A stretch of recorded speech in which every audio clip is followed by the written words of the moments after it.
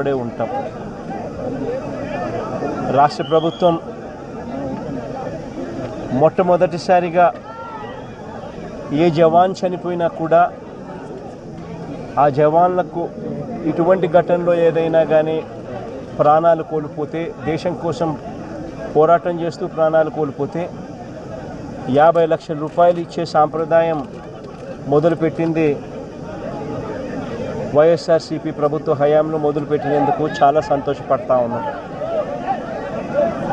ఆ సాంప్రదాయాన్ని కొనసాగిస్తూ ఇప్పటి ప్రభుత్వం కూడా 50 లక్షల రూపాయలు మురళి కుటుంబానికి ఇవ్వడానికి ముందుకొచ్చినందుకు ఈ ప్రభుత్వానికి కూడా కృతజ్ఞతలే.